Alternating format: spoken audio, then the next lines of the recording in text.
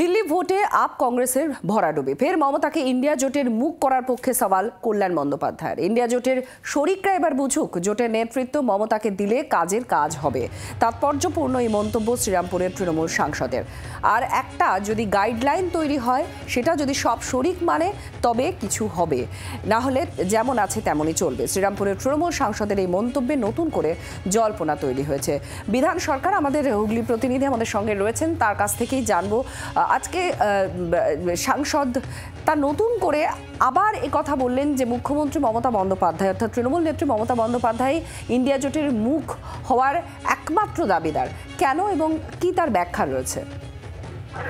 দেখো, আজকেই কল্যাণ বন্দ্যোপাধ্যায় এর আগেও মমতা বন্দ্যোপাধ্যায়কে ইন্ডিয়া জোটের মুখ করার পক্ষে সওয়াল করেছিলেন এবং গতকাল দিল্লি যে বিধানসভা নির্বাচনের ফল বেরিয়েছে সেখানে দেখা গেছে যে ইন্ডিয়া জোটের শরিক অর্থাৎ কংগ্রেস এবং আম আদমি পার্টি তারা কিন্তু বিজেপির কাছে পর্যদুস্ত হয়েছে এবং এই ফলাফলের পরেই কল্যাণ বন্দ্যোপাধ্যায়ের যেটা উপলব্ধি যে মমতা বন্দ্যোপাধ্যায়কে যদি ইন্ডিয়া জোটের মুখ করা হয় এবং সেখানে যদি একটি গাইডলাইন তৈরি করা হয়, সেই গাইডলাইন যদি সমস্ত শরিকরা মেনে চলে তাহলে কিন্তু আগামী দিনে ইন্ডিয়া জোট ভালো ফল করবে দেশের নির্বাচনের প্রেক্ষিতে। কারণ এর আগে দেখা গেছে যে ইন্ডিয়া জোট যেভাবে নির্বাচন লড়েছে, গত লোকসভা নির্বাচন বলো এবং অন্যান্য যে রাজ্যগুলো বিধানসভা ভোট হয়েছে সেখানে কিন্তু দেখা গেছে যে বড় শরিক যে সমস্ত রাজ্যে রয়েছে, যারা যে সমস্ত রাজনৈতিক দল তারা নিজেদের মতো করে নির্বাচন লড়ার ফলে কিন্তু বিজেপির অনেকটা সুবিধা হয়েছে মহারাষ্ট্রের রেজাল্টের ক্ষেত্রে যেটা দেখা গেছে। পাশাপাশি দিল্লিতে যেটা ফল হলো সেখানে আম আদমি পার্টি কংগ্রেসের সঙ্গে আসন সমঝোতা বা বোঝাপড়া না হওয়ার ফলে কিন্তু ভোট কাটাকাটি হয়েছে এবং সেখানে দেখা গেছে বিজেপির অনেক সুবিধা হয়েছে। এবং কল্যাণ বন্দ্যোপাধ্যায় এটাই বলতে চেয়েছেন যে একজন যোগ্য নেতৃত্বের দরকার ইন্ডিয়া জোটের, যেটা মমতা বন্দ্যোপাধ্যায়ই পারেন এই যোগ্য নেতৃত্ব দিতে। কারণ কংগ্রেসকে সামনে রেখে রাহুল গান্ধীকে মুখ করে যেভাবে ইন্ডিয়া জোটকে সামনে আনা হয়েছিল 2024 নির্বাচনের আগে, সেখানে কিন্তু একাধিকবার তারা মিটিং এ বসেছিলেন এবং সেখানে দেখা গেছে যে বিজেপির বিরুদ্ধে লড়াই করতে গেলে যে যোগ্য মুখ বা নেতৃত্ব দরকার সেটা কিন্তু তারা তুলে আনতে পারেননি, যার ফল ভুগতে হচ্ছে ইন্ডিয়া জোটকে। এবং কল্যাণ বন্দ্যোপাধ্যায় আগে যেমন মমতা বন্দ্যোপাধ্যায়কে এই ইন্ডিয়া জোটের প্রধান বা মুখ করার পক্ষে সওয়াল করেছিলেন, এই দিল্লির নির্বাচনের পরেও কিন্তু একইভাবে তিনি জানিয়েছেন যে মমতা বন্দ্যোপাধ্যায়ই পারেন বিজেপির বিরুদ্ধে লড়তে, এনডিএর বিরুদ্ধে লড়তে, যদি ইন্ডিয়া জোটের মুখ তাকে করা হয়। আজকেই ধন্যবাদ। বিধান সরকার আমাদের প্রতিনিধির সঙ্গে ছিলেন। এবার আপনাদের শোনাবো সাংসদ তৃণমূল সাংসদ কল্যাণ বন্দ্যোপাধ্যায় তিনি কি বলেছেন। ঠিক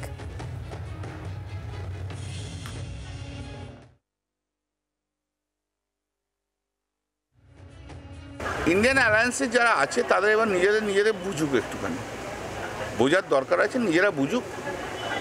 আর যদি বুঝে সুঝে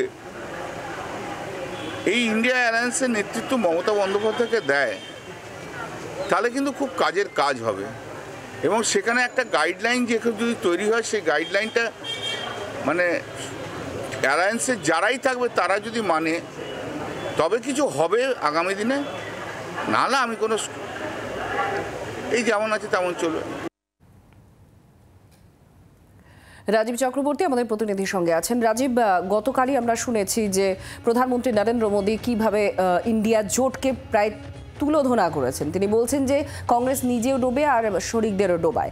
এইরকম জায়গায় দাঁড়িয়ে আজকে কল্যাণ বন্দ্যোপাধ্যায়ের এই মন্তব্য যে মুখ্যমন্ত্রী, রাজ্যের মুখ্যমন্ত্রী অর্থাৎ তৃণমূল নেত্রীকে যদি মুখ করা যায় এবং একটা রোডম্যাপ তৈরি হয় সবাই মিলে বসে ইন্ডিয়া জোটের শরিকদের, তাহলে এই জোটের একটা রূপ থাকবে, একটা স্ট্রং ইমপ্রেশন থাকবে বলে তিনি মনে করছেন।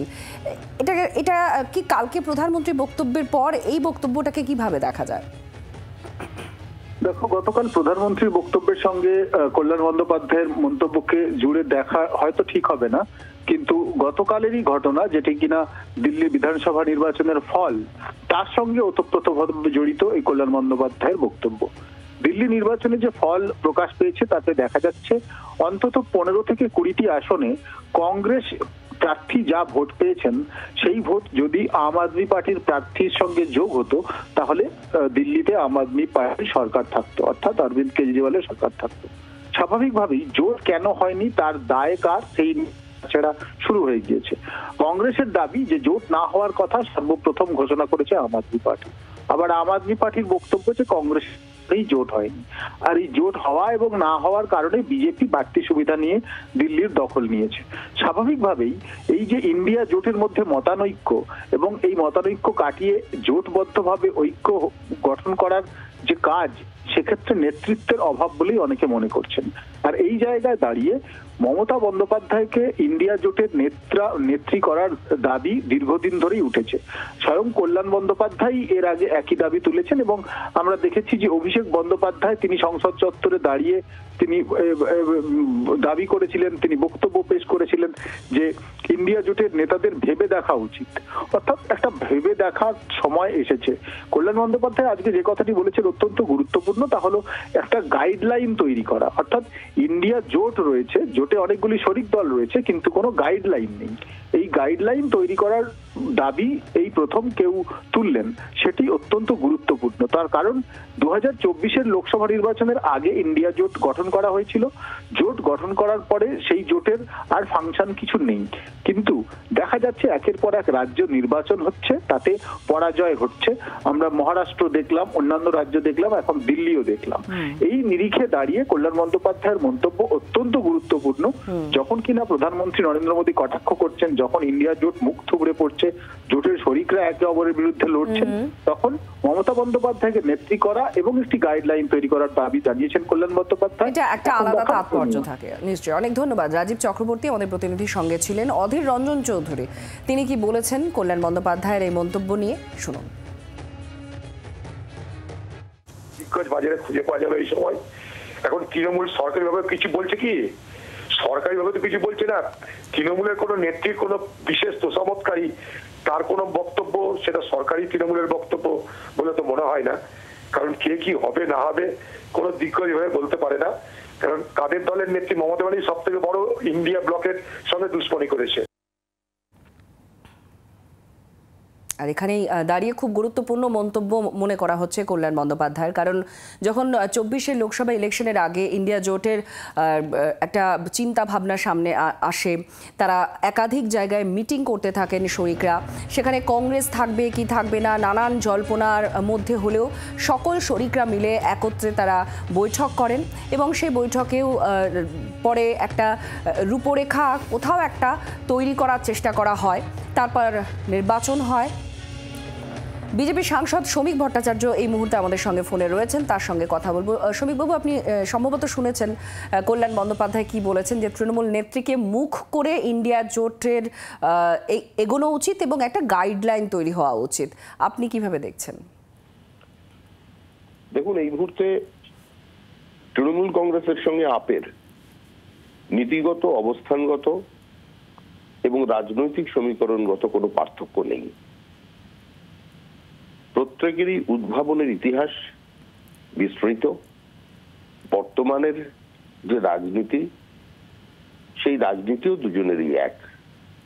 যুক্তরাষ্ট্র ব্যবস্থাকে অস্বীকার করা, কেন্দ্রীয় সরকারের বিরোধিতা করা, কেন্দ্রের জনহিতকর প্রকল্পগুলোর হয় নাম বদলানো আর না হলে গ্রহণ না করে প্রান্তিক মানুষকে বঞ্চিত করা, ক্যাপিটাল ইনভেস্টমেন্ট কমিয়ে দেওয়া এবং একই সঙ্গে কর্মসংস্থানের সুযোগ বৃদ্ধি না করা। মিথ্যাচার, শুধুমাত্র কেন্দ্রীয় প্রচার, এর কারণে আজকে মানুষ আপকে প্রত্যাখ্যান করেছে।